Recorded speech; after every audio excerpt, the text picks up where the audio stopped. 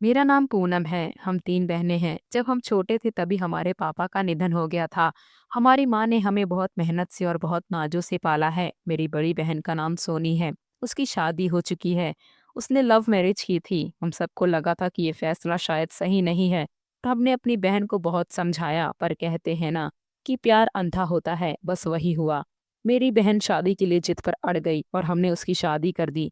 जिंदगी में उतार चढ़ाव आते रहते हैं, पर मैंने कभी नहीं सोचा था कि अपनी आंखों के सामने अपनी बहन को खो दूंगी। मैं अपने कमरे में बैठी अपनी किताबें पढ़ रही थी। थोड़ी देर पहले ही मेरी माँ मुझे चाय देकर गई थी।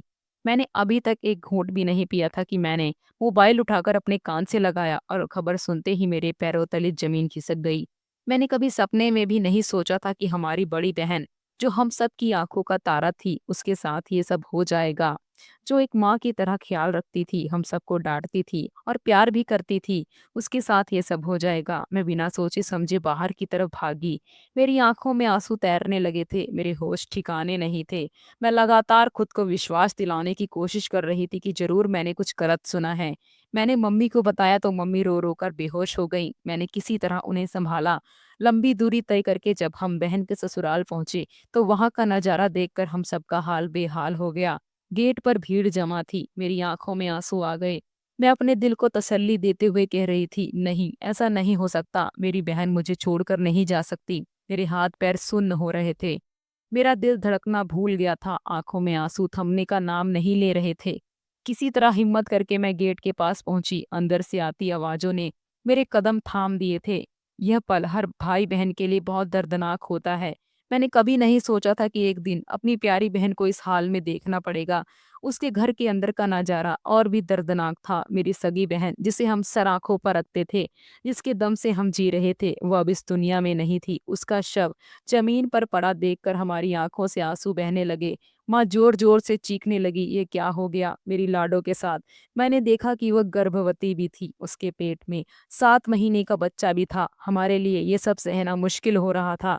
उसके पास बैठकर मैंने उसकी यादों में खोते हुए खुद को संभालने की कोशिश की। उसको सफेद कफन में देखकर ऐसा लग रहा था जैसे मेरी पूरी दुनिया ही खत्म हो गई हो। मैंने झुककर उसके माथे पर एक आखिरी बार चूमा और अपनी माँ और छोटी बहन की मदद से उसको उठाने लगी। तभी एक कड़कती हुई आवाज आई, खबरदार, जो तुमने मेरी बहू को हाथ में लगाया तो मुझसे बुरा कोई नहीं होगा। ये हमारे घर की बहू है, हमारी संतान को जन्म देने वाली। खबरदार जो तुमने हाथ लगाया। मैंने पलट कर उस औरत की तरफ देखा तो वो पलंग पर बैठी हुई थी और मुंह में पान दबाया हुआ था। उसको देखकर बिल्कुल भी नहीं लग रहा था कि उसको कोई दुख है अपनी बहू के जाने का। उसने साड़ी पहनी हुई थी, ऐसी कदकाठी और रंग रूप में बहुत अजीब लग रही थी। मैं उसकी बातों पर ध्यान नहीं देना चाहती थी। मैं जानती थी कि मेरी बहन की सास बहुत कठोर औरत है, जिनके सीने में दिल नहीं बल्कि पत्थर है। मैंने दोबारा मम्मी के साथ मिलकर अपनी बहन को उठाने की कोशिश की, लेकिन कुछ औरतें मेरे पास आ गईं और मुझे झाड़ते हुए बोलने लगी, समझ नहीं आ रहा कि हम क्या बोल रहे हैं। तुम्हारी बहन की अर्थी यहीं से उठाई जाएगी, इसलिए फालतू में मामला खराब मत करो। अभी थोड़ी देर बाद तुम्हारी बहन को नहलाया जाएगा। अपने घर से औरतें बुला लो, वरना बेवजह ये इल्जाम लग जाएगा कि ससुराल वालों ने बहू को आखिरी बार ठीक से नहीं नहलाया। मैं चुप हो गई। इतनी औरतों के बीच कुछ भी बोल नहीं पाई। मुझे हैरानी इस बात की हो रही थी कि मेरी बहन का पति कहाँ है। कई बार मैंने रणवीर को चारों तरफ ढूंढने की कोशिश की, लेकिन वह कहीं नजर नहीं आया। मैंने सोचा शायद वो मामले को संभालने में लगा होगा, लेकिन समय बीतने के बाद वह भी नहीं दिखा।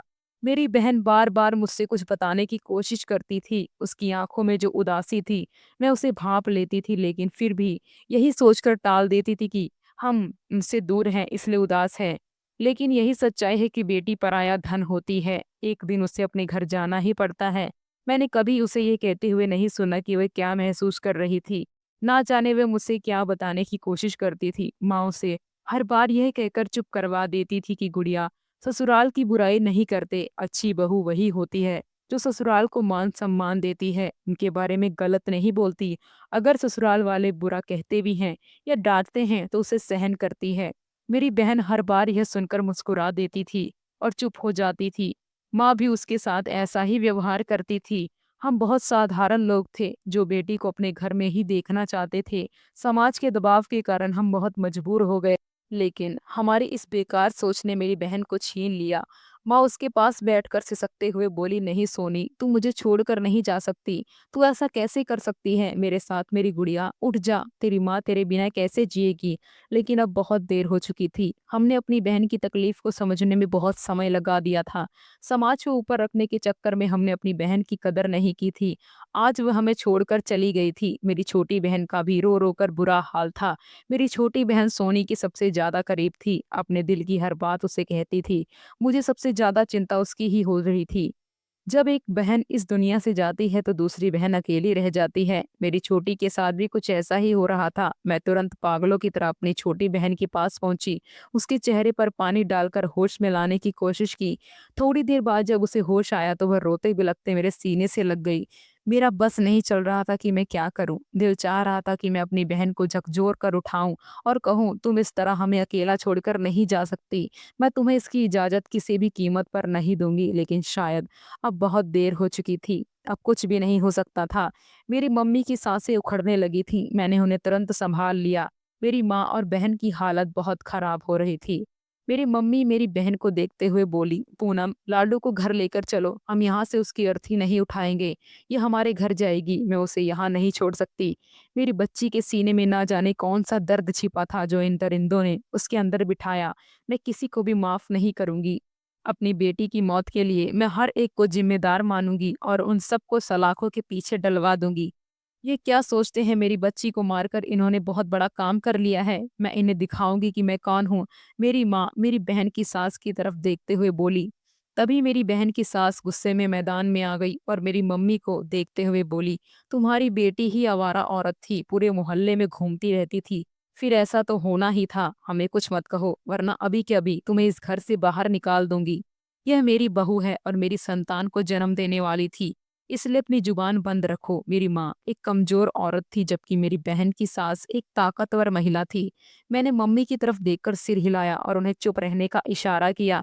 मेरी बहन को नहलाने की तैयारियां की जा रही थी ताकि उसे दुल्हन की तरह सजाया जाए और फिर उसकी अर्थी को शमशान घाट पहुंचाया जाए। मेरी आंखों से आंसू लगातार बह रहे थे। मैं एक पल के लिए भी अपनी बहन को अकेला नहीं छोड़ पाई। तभी चार औरतें आईं और मेरी बहन को उठाकर अंदर ले गईं। मेरा बस नहीं चल रहा था कि उन सबके पैर पकड़ लूं और अपनी बहन को नहलाने से रोक दूं, क्योंकि मुझे पता था कि जब वह नहाकर तैयार हो जाएगी तो उसे शमशान घाट ले जाया जाएगा और वह हमें अकेला छोड़कर इस दुनिया से चली जाएगी। मेरा हाल बेहाल हो गया था। मैं किसी को नहीं बता सकती थी कि उस वक्त मैं किस दर्द में थी। तभी अचानक घर के अंदर मेरी बहन की सास की आवाज फिर गूंजी, अरे खौलता हुआ पानी इसके शरीर पर डालो, ये अकड़ गई है। जब तक शरीर पर खौलता पानी नहीं डलेगा तब तक शरीर नरम नहीं होगा। मेरा दिमाग बिल्कुल काम करना बंद कर चुका था। यहाँ यह सब क्या हो रहा था, मेरी समझ से परे था। मैं किसी से ये पूछना चाहती थी कि आखिर मेरी बहन को ऐसा कौन सा दुख था जो वह हमें छोड़कर चली गई। लेकिन अब मौका नहीं मिल रहा था। तभी तुरंत चूल्हे पर पानी चढ़ा दिया गया। मेरी आंखों के सामने ही पानी गर्म किया जा रहा था।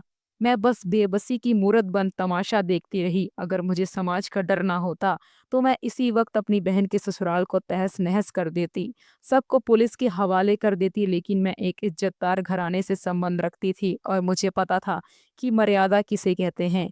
थोड़ी देर बाद ही पानी गर्म हो गया। उसमें से भाप और बुलबुले उठने लगे। पानी खौल चुका था और अब उस पानी को मेरी बहन के शरीर पर डालने की तैयारी की जा रही थी। मैं सिर हिलाकर दीवार की तरफ मुंह करके खड़ी हो गई, क्योंकि मेरे अंदर इतनी हिम्मत नहीं थी कि मैं उस पानी को अपनी बहन के ऊपर पड़ते हुए देख पाऊं। अंदर मौजूद औरतों में से एक बाहर आई और मेरी बहन की सास के साथ अंदर चली गई। मैंने जबरदस्ती अपनी आंखें बंद कर ली और वहीं बैठ गई। अभी थोड़ी ही देर बीती थी कि अचानक अंदर मौजूद स्नान घर से चीख पुकार की आवाजें आने लगी। मैं हैरान रह गई कि अचानक क्या हुआ। मेरी बहन की सास इतनी जोर से चिल्ला रही थी कि मैं हैरान हो गई। अचानक पर्दा हटा और मेरी बहन की सास पागलों की तरह भागते हुए घर से बाहर निकलने की कोशिश करने लगी। मैं हैरान रह गई कि ये सब क्या हो रहा है। उसकी चीख ने मेरे कान सुन्न कर दिए। मैं दरवाजा खोलकर घर से बाहर निकल गई। हम सब सकते में आ गए। मेरी माँ और छोटी बहन दोनों ही स्नान घर के अंदर गईं और कुछ ही पल बाद उनकी भी चीखने की आवाजें आने लगी। मैं और ज्यादा हैरान हो गई कि ये सब क्या हो रहा है। जब वो दोनों बाहर आईं तो मैंने पूछा, क्या हुआ, सब ठीक है? लाडो कैसी है? आप सब क्यों चीख रहे हैं? लेकिन मम्मी और छोटी से कोई जवाब नहीं मिला। अब पूरा घर स्तब्ध हो गया था। बाहर मौजूद सारे मर्द भी घर के अंदर आ गए, क्योंकि औरतों की चीख ने सबको डरा दिया था। मैं खुद बहुत परेशान थी, लेकिन मैंने किसी भी मर्द को अंदर जाने की इजाज़त नहीं दी, क्योंकि मुझे बिल्कुल पता नहीं था कि मेरी बहन उस वक़्त किस हाल में है। थोड़ी देर बाद मैंने अपनी बहन और माँ से पूछा, क्या हो गया? तुम मुस्कुरा क्यों रही हो? माँ क्यों चीख रही थी और ये लाडो की सास क्यों चिल्लाते हुए बाहर चली गई? मैं अभी कुछ और कहती, इससे पहले मेरी छोटी बहन रोते हुए मेरे सीने से लग गई और मैं और ज्यादा हैरान हो गई। उसे झकझोरते हुए मैंने पूछा, पायल क्या हुआ है? मुझे सच सच बताओ, तुम इस तरह क्यों रो रही हो? यह सुनकर उसने मुझे फिर गले से लगा लिया। मैं हैरान थी कि अचानक इसे क्या हो गया। अभी थोड़ी देर पहले तो ये बेतहाशा रो रही थी। मेरी आंखों में अचानक चमक सी आ गई। अगर वह मुस्कुरा कर रो रही थी तो इसमें जरूर कोई बात थी। मैंने अपनी छोटी बहन के चेहरे को अपने हाथों से थाम लिया और सवाल पूछते हुए कहा, सच सच बताओ, हुआ क्या है? लाडो कैसी है और सब क्यों चीख रहे हो? मुझे बताओ, हुआ क्या है? तुम क्यों मुस्कुरा रही हो? मेरे बार बार पूछने पर जो उसने बताया, उसे सुनकर मेरे पैरों तले जमीन खिसक गई। मैं इस बात को मान ही नहीं पा रही थी। मेरे चेहरे पर भी खुशी और हैरानी के मिले जुले भाव थे। अब मुझे समझ आ गया कि अंदर मौजूद औरतें क्यों चिल्ला रही थी और क्यों सास चिल्लाते हुए बाहर भागी थी। मैं पागलों की तरह पर्दा हटाकर अंदर गई। सामने का नजारा देखकर मैं हैरान रह गई। ये कैसे हो सकता था? मेरी समझ से सब कुछ बाहर था। ऊपर वाले ने कोई चमत्कार दिखाया था या फिर यह कोई जादू था?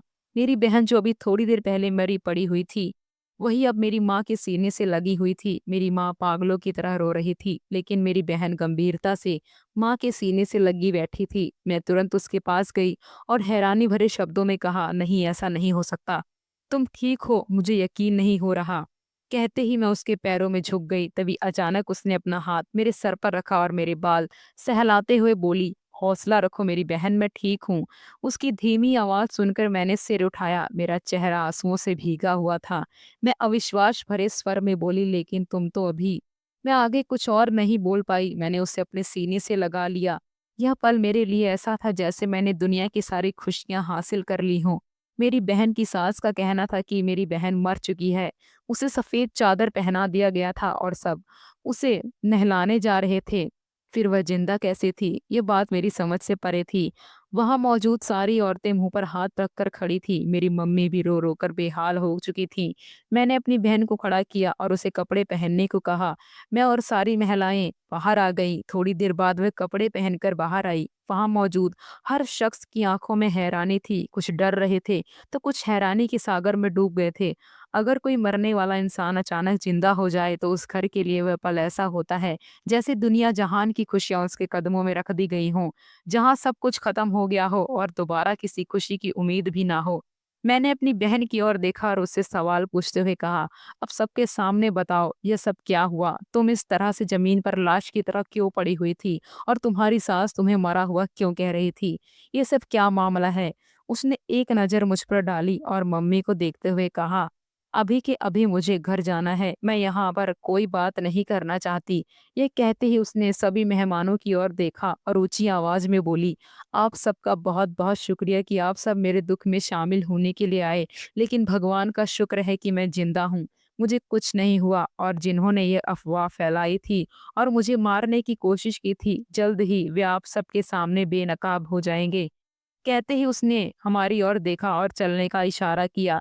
मेरा भी दिल अपनी बहन को वहां छोड़ने के लिए राजी नहीं था। अब मैं ना समाज की परवाह करना चाहती थी, ना रिश्तेदारों की। मेरे लिए मेरी बहन सबसे ज्यादा जरूरी थी। अगर उसे कुछ हो जाता तो हम कहाँ के रहते। मैंने इशारा किया और सब बाहर की ओर बढ़ गए। मुझे खुशी के मारे रोना आ रहा था।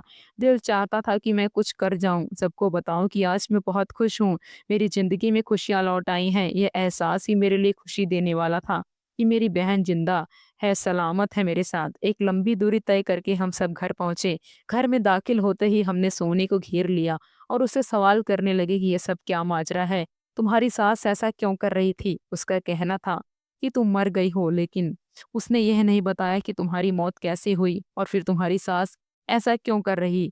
और फिर जो बात मेरी बहन ने हमसे बतानी शुरू की, वह जानकर हमारे कदमों तले जमीन खिसक गई। हमें आज खुद पर अफसोस हो रहा था। उसने हमें कितनी बार अपना दर्द बताने की कोशिश की थी, लेकिन हमने समाज की परवाह करते हुए हमेशा उसे चुप करवा दिया था। लेकिन अब हम लोगों ने ठान लिया था कि हम अपनी बहन के ससुराल वालों को किसी कीमत पर भी माफ नहीं करेंगे।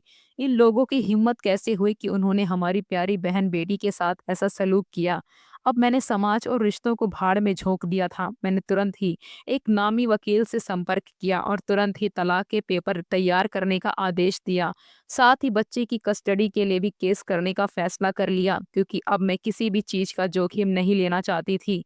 अपनी बहन की बातें सुनकर मैं इतना समझ गई थी कि उसके ससुराल वाले इंसान नहीं बल्कि हैवान हैं। उनके सीने में दिल नहीं पत्थर है।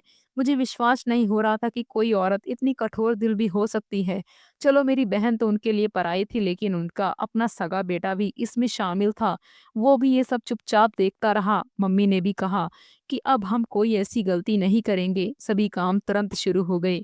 वकील अपना काम कर रहा था और मैं पुलिस के जरिए अंदर ही अंदर पूरी कहानी तैयार करने में जुट गई थी। अगर मैं उन लोगों के खिलाफ नहीं जाती तो वे हर आने वाली लड़की की जिंदगी बर्बाद करते ही रहते। लेकिन हमें नहीं पता था कि जैसा हम सोच रहे थे वैसा नहीं है। जिस चीज को हम आसान समझते हैं वही कभी कभी हमारे लिए गले का फंदा बन जाती है। सिर्फ 4 दिन बाद ही मेरी बहन की सास, उसका देवर और उसका जेठ हमारे घर पहुंच गए। आज भी मेरी बहन का पति नहीं आया था। घर के दरवाजे पर दस्तक हुई तो मैं दरवाजा खोलने गई, लेकिन दरवाजे पर अपनी बहन के ससुराल वालों को खड़ा देखकर मेरा गुस्सा 7वें आसमान पर पहुंच गया। मैं उस औरत को देखते हुए गुस्से भरे शब्दों में बोली, तुम्हारी हिम्मत कैसे हुई मेरे दर पर आने की? मैं तुम लोगों का खून पी जाऊंगी। तुम लोगों ने सोच भी कैसे लिया कि तुम यहाँ आकर मेरी बहन की मांग करोगी और मैं अपनी बहन को तुम जैसे जानवरों के हवाले कर दूंगी? मेरी बात सुनकर वह औरत बोली, हमें माफ कर दो, हमसे गलती हो गई।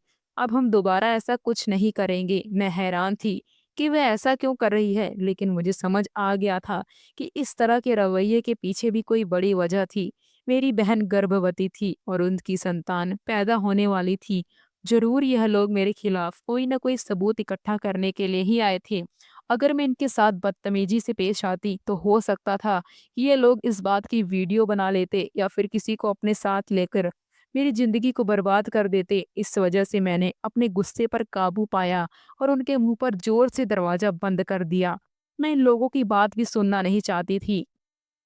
दरवाजा बंद करते ही मैंने तुरंत पुलिस को फोन कर दिया, क्योंकि यह लोग कोई आसान नहीं थे। मैं इतना समझ गई थी कि जो इन्होंने मेरी बहन के साथ किया है उसके बाद तो मैं इन्हें बिल्कुल भी हल्के में नहीं लेना चाहती थी। हालांकि ये लोग हमसे भी गरीब थे। इनके पास ना ज्यादा पैसा था, ना ही कोई अकल, लेकिन फिर भी इनके पास ना जाने ऐसी कौन सी ताकत थी जिसके बलबूते पर यह लोग हर लड़की के साथ ऐसा सलूक करते जा रहे थे। मेरी बहन की शादी एक ऐसे घराने में हुई थी जो बहुत ही नीची जाति के थे और एक छोटे से इलाके में रहते थे। मेरी बहन ने अपनी मर्जी से शादी की थी। उस समय ये शराफत का नकाब ओढ़े थे। हम समझे थे कि ये लोग बहुत शरीफ घराने से संबंध रखते होंगे। इनमें कोई चालाकी नहीं होगी। जिस पल मेरी बहन का रिश्ता आया था उस दिन उसकी सास ने मेरी बहन को अपने सीने से लगाकर हम सबके सामने यह बात बताई थी कि वह बहू नहीं बल्कि बेटी को ब्याह कर लेकर जा रही है। हमारी लाडो को बिल्कुल कोई तकलीफ नहीं पहुंचाएगी, बल्कि उसे सिर आंखों पर बिठाएगी। लेकिन जो उसने मेरी बहन के साथ किया था वह याद करके मेरे रोंगटे खड़े हो जाते हैं। मैं तो हैरानी में थी कि यह लोग इस हद तक जा सकते हैं। थोड़ी देर बाद ही पुलिस की वैन आ गई थी और मेरी सोच के मुताबिक वह दोनों भाई अपने अपने मोबाइल के कैमरे ऑन करके आए थे। पुलिस ने उन तीनों माँ बेटों को धर दबोचा और तुरंत ही उन्हें हवालात में डाल दिया। वे लोग हमें परेशान करने के लिए आए थे। असल में मेरी बहन का कहना था कि शादी की पहली रात से ही उसके साथ बदसलूकी शुरू हो गई थी। उसके ससुराल में पहुंचते ही उन्होंने अपना रंग दिखाना शुरू कर दिया था। हमें लगता था कि हमने अपनी बहन बेटी को एक शरीफ घराने में ब्याह दिया है। हमें लगता था कि मेरी बहन का पति बहुत अच्छा इंसान होगा, लेकिन वो अच्छा नहीं बल्कि एकदम लालची इंसान था। वह ना अपनी पत्नी का था ना ही अपनी माँ का। उसे केवल पैसों से मतलब था। वह औरत अपने घर बहू नहीं बल्कि एक रखैल को ब्याह कर ले आई थी, जिसे हर मर्द इस्तेमाल कर सके। शादी के बाद औरत पर सिर्फ उसके पति का हक होता है। वो दोनों एक दूसरे के जीवन भर के साथी होते हैं, अपनी औलाद पैदा करते हैं। पर मेरी बहन के साथ जो हुआ वह बहुत दर्दनाक था। शादी की पहली रात जब रस्में पूरी करके उसे कमरे में बिठा दिया गया तो उसके कमरे में उसका दूल्हा दाखिल हुआ। वह पारंपरिक दुल्हन की तरह चेहरे पर घूंघट ओढ़े बैठी थी। उसे लगा कि उसका पति आकर उसका घूंघट उठाएगा और उसे अपने होने का मान देगा, लेकिन अचानक उसके पति ने कमरे में आकर ना उससे कोई बात की, ना ही अपना परिचय कराया, ना ही उसके चेहरे से घूंघट हटाया, बल्कि आते ही संबंध बनाने शुरू कर दिए। लेकिन जैसे ही उसने अपने पति के चेहरे पर नजर डाली, तो उसके रोंगटे खड़े हो गए, क्योंकि उसके पास आने वाला आदमी उसका पति नहीं बल्कि उसका जेठ था। वह फटी फटी आंखों से अपने जेठ को देख रही थी। जैसे ही उसे होश आया, उसने अपने जेठ को धक्का देकर दूर किया और उनके मुंह पर जोरदार थप्पड़ मारते हुए बोली, आपकी हिम्मत कैसी हुई मेरे साथ ऐसा करने की? मैं आपको जिंदा नहीं छोड़ूंगी। आपको शर्म नहीं आती अपनी बहू के साथ ऐसा करते हुए? लेकिन मेरी बहन का यह कहना उसे भारी पड़ गया। वह दरिंदे मेरी बहन पर जुल्म की सीमाएं पार कर चुके थे। शादी की पहली रात ही उसके जेठ ने उसे बुरी तरह मारा और उसके साथ जबरदस्ती संबंध बनाए।